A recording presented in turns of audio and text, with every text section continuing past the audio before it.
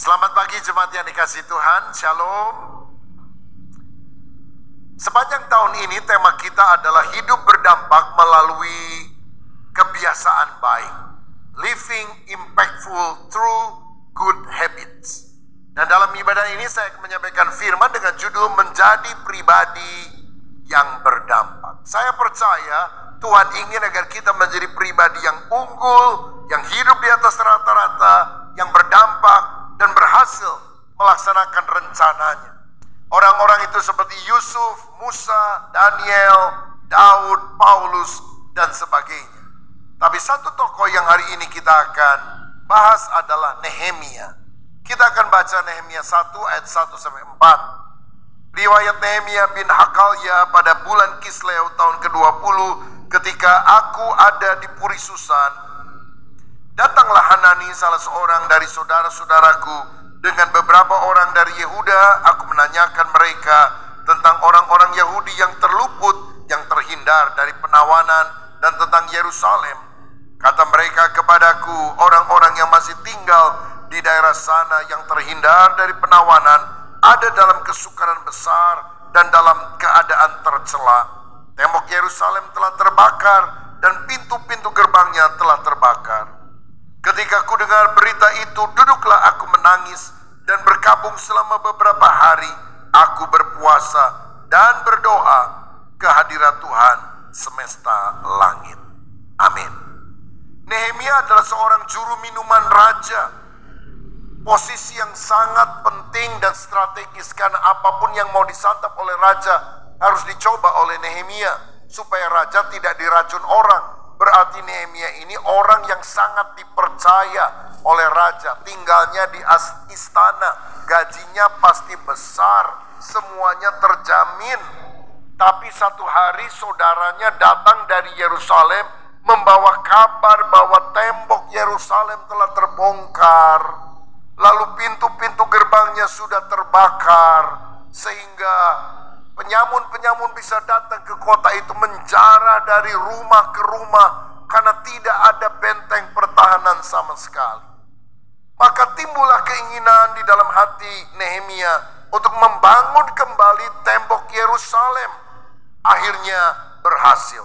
Apa kunci suksesnya?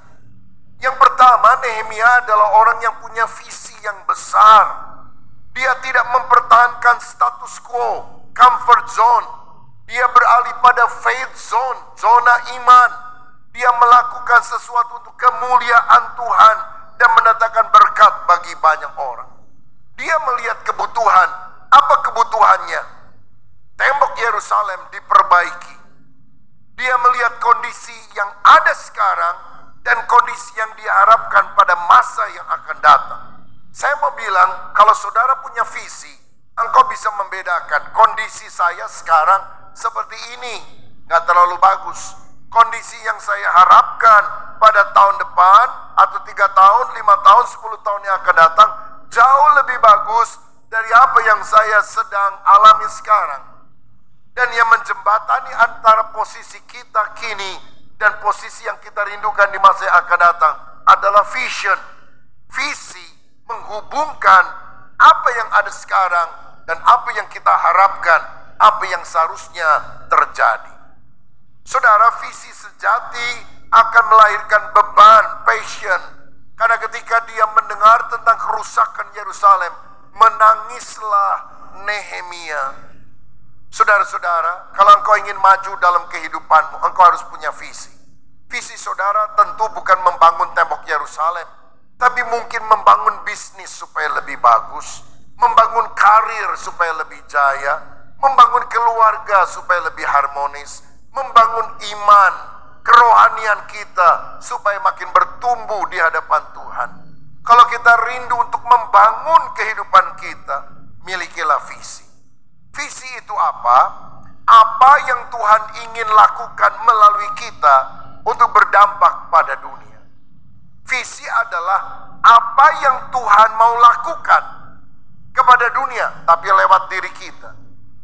Ini definisi yang beda dengan visi sekuler. Kalau visi sekuler adalah apa yang saya mau dan saya harap Tuhan memberkati niatan saya. Tapi kalau visi ilahi adalah apa yang Tuhan mau kerjakan melalui hidup saya. Karena kita ini diciptakan unik, pasti ada tujuannya, pasti ada rencananya. Biar kita nangkep visinya Tuhan, lalu kita menjadi pelaksana, menjadi hamba saja dari visi Tuhan itu. Saudara sodorkan visi Tuhan bisa beresiko. Mungkin itu bukan kehendak Tuhan, dan kita babak belur kalau itu bukan kehendak Tuhan. Tapi kalau itu visinya Tuhan, di mana ada vision, selalu ada provision, penyediaan. Ada kecukupan ketika kita melakukan visinya Tuhan. Saya lihat orang sukses selalu punya visi. Kaleb pernah berkata kepada Yosua, berikan pegunungan Hebron yang banyak raksasanya. Jangan kasih sama orang muda, kasih sama saya. Itu bagian paling sulit untuk ditaklukkan di Kanaan. Walaupun aku tua, aku the giant killer, aku pembunuh raksasa, aku akan kalahkan itu musuh. Dan Hebron direbut oleh Kaleb karena dia punya visi besar.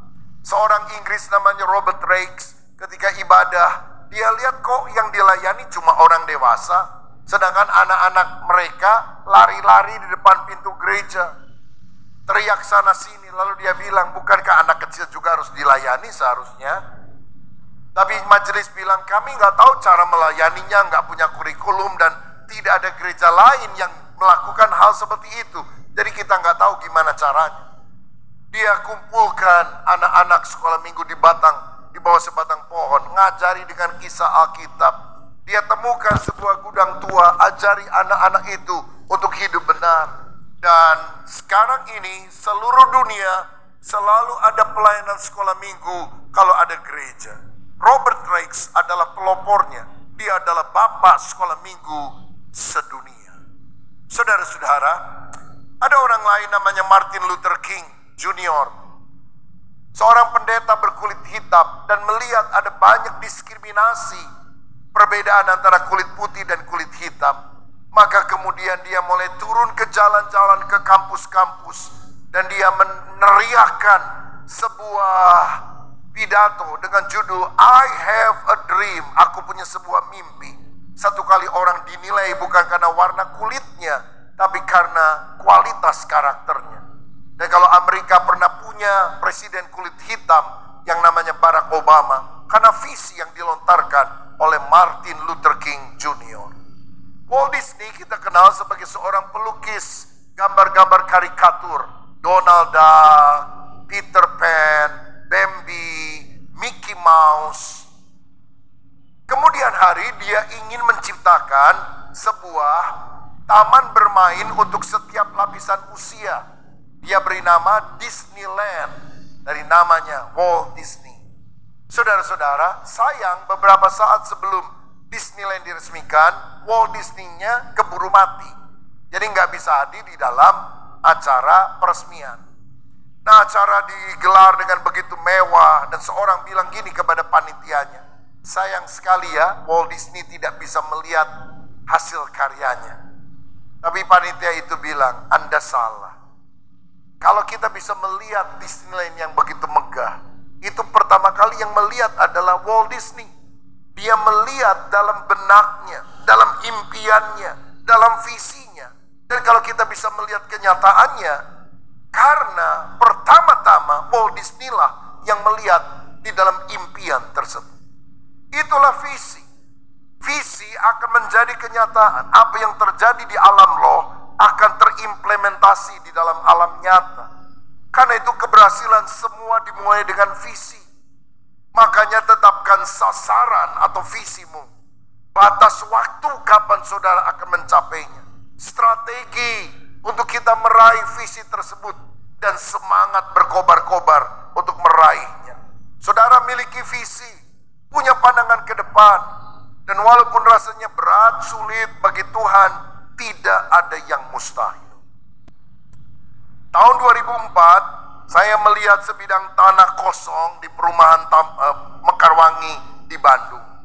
Dan muncul visi seandainya ini bisa dijadikan sebagai gereja, sebagai tempat ibadah. Bukankah sangat indah sekali? Tapi kita nggak punya uang, saudara-saudara.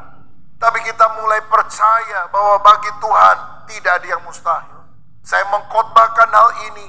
Kita akan beli tanah, kita akan bangun gereja yang bisa muat ribuan orang sekali kebaktian. Nggak ada duit sama sekali untuk membelinya. Tapi ketika visi dilontarkan, dan ketika itu adalah visi Allah, penyediaan ilahi terjadi. Saya khotbah dari ibadah pagi sampai ibadah sore. Waktu itu masih kebaktian di ruangan kecil di Hotel Mutiara, Jalan Kebon Kawung. Karena kita belum punya tempat sendiri, saudara. Dan hari itu dalam ibadah sore ada tamu dari luar kota yang baru datang ke gereja kita. Sehingga saya tidak pernah datang lagi mengikuti ibadah. Dan dia menulis secari kertas, Pak Rubin Adi, saya saja yang melunasi biaya pembelian tanah.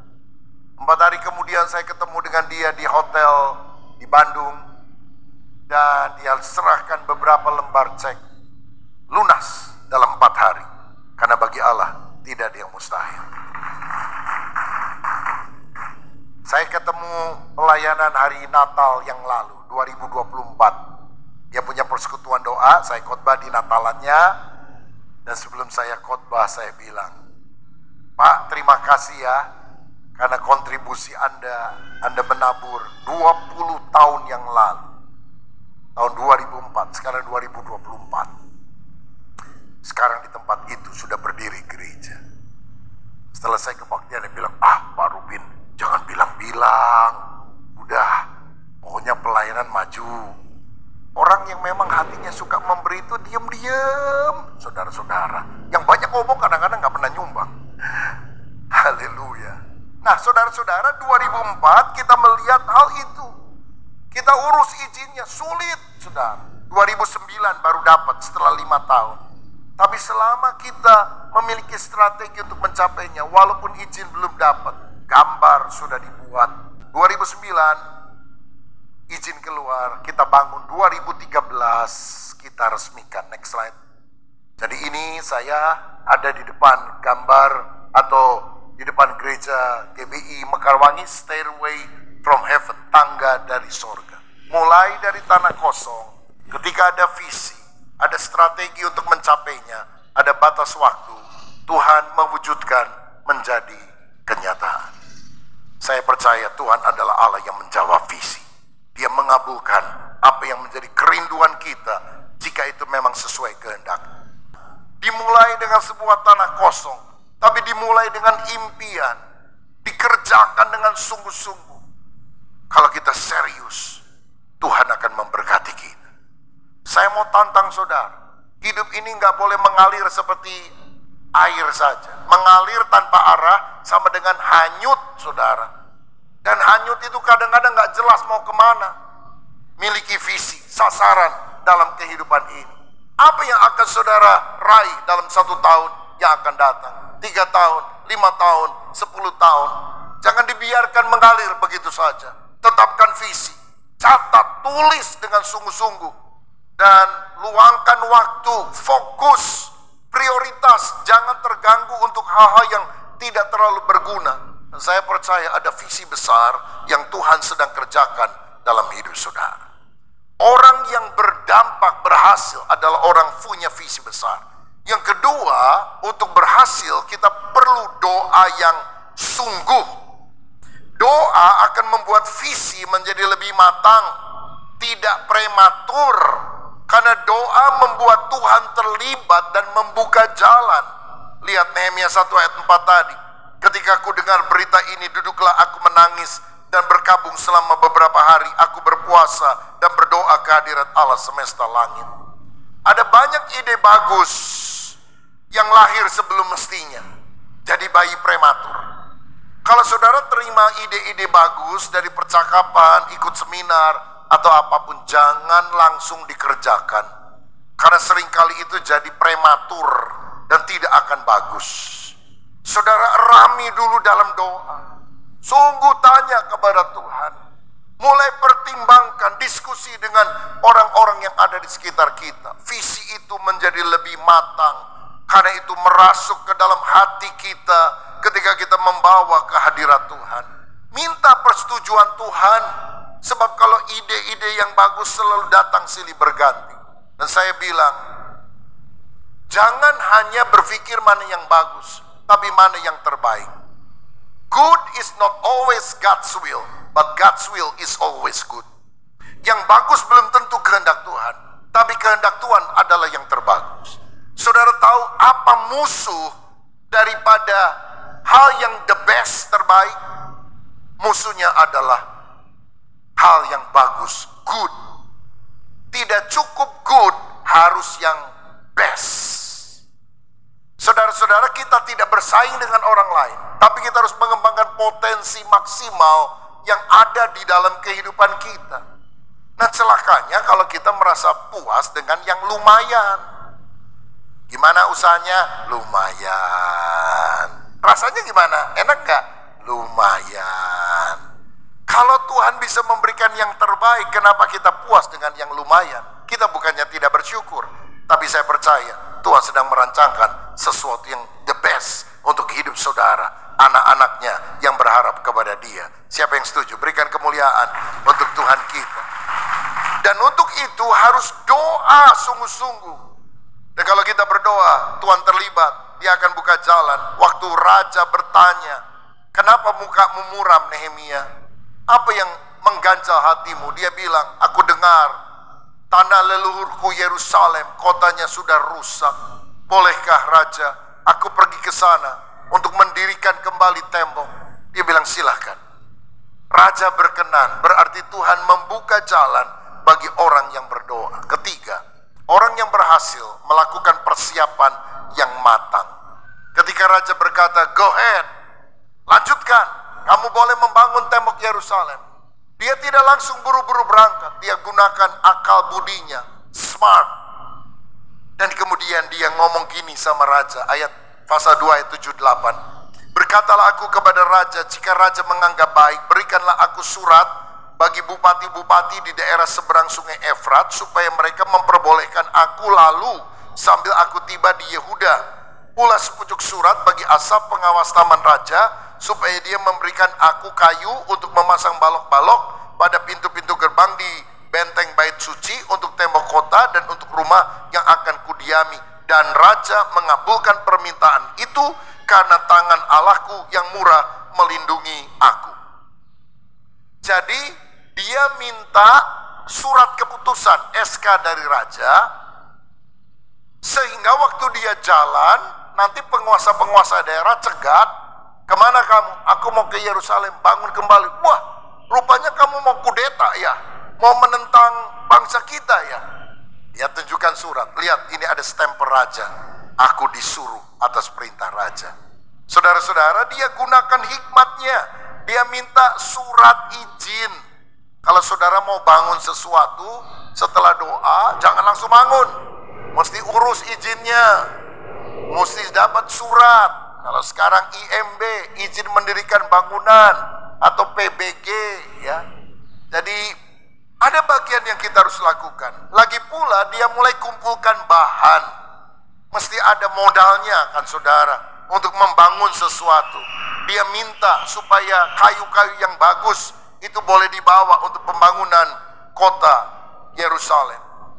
Nah, setelah minta surat izin, minta bahan, maka dia menyelidiki keadaan. Ayat 11 sampai 13. Saya baca ayat 13. Aku menyelidiki dengan seksama tembok-tembok Yerusalem yang telah terbongkar dan pintu gerbangnya yang habis dimakan api.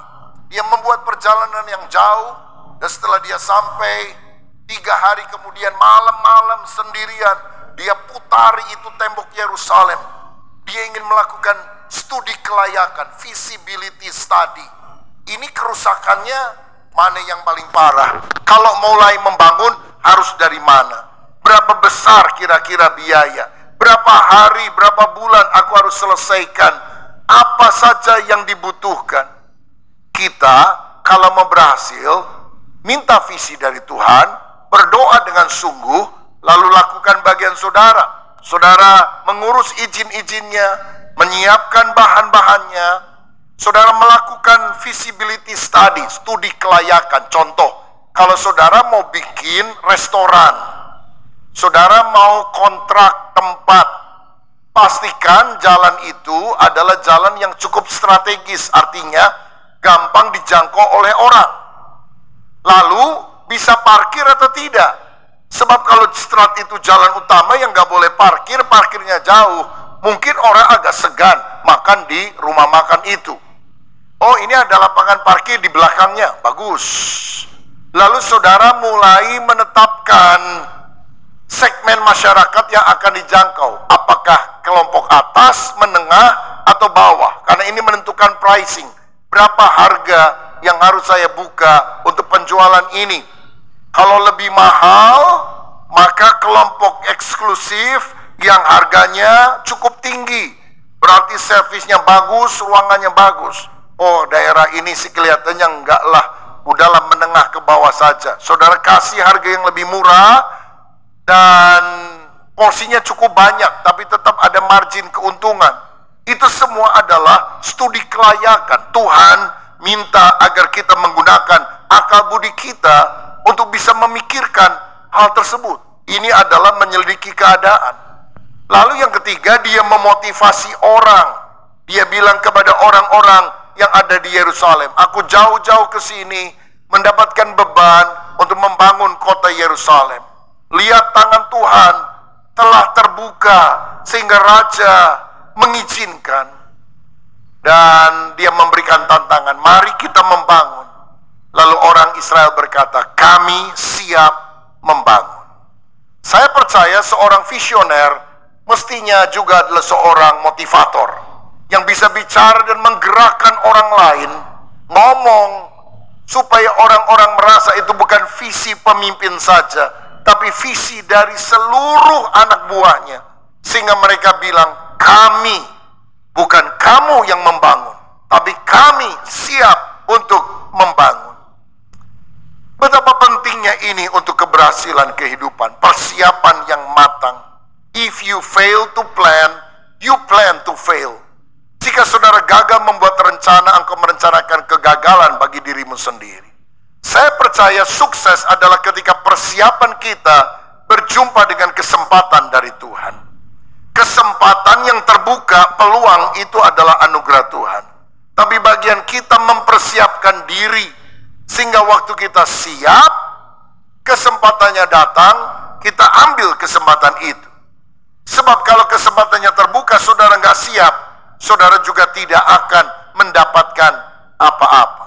Buat persiapan pengetahuan, buat persiapan relasi, buat persiapan keterampilan, lakukan berbagai hal supaya kita siap ketika kita harus melaksanakan sesuatu kesempatan yang Tuhan buka. Dan yang terakhir, yang keempat, tekad yang teguh. Ketika Nehemia membangun tempat itu, ada tantangan, ada musuh yang berusaha menggagalkan. Namanya adalah Sanbalat dan Tobia. Tapi Nehemia bertekad membangun terus. Dia bilang sama anak buahnya, waktu kita membangun, mulai besok bawa bahan bangunan tapi bawa senjata. Kalau musuh menyerang, kita akan usir mereka.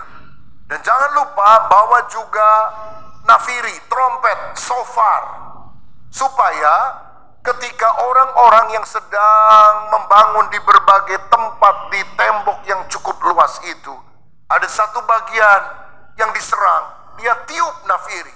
Semua orang dari bagian manapun harus lari ke tempat di mana nafiri itu dibunyikan, dan kita usir itu orang-orang yang berusaha untuk meruntuhkan tembok. Karena ada musuh. Nehemia dan anak buahnya bangun, malam-malam dirobohkan, bangun besoknya dirobohkan. Maka mereka memegang senjata di satu tangan dan bekerja dengan tangan yang lain. Ini bicara soal apa, saudara? Untuk berhasil tidak mudah. Ada tantangan, ada masalah, tapi kita tidak boleh pantang menyerah. Kegagalan itu hanya sebuah peristiwa. Coba lagi, coba lagi, coba lagi, sampai akhirnya berhasil. Presiden kita sekarang, Pak Prabowo, adalah orang yang berkali-kali mengalami kegagalan di dalam visinya, keinginannya menjadi presiden Indonesia.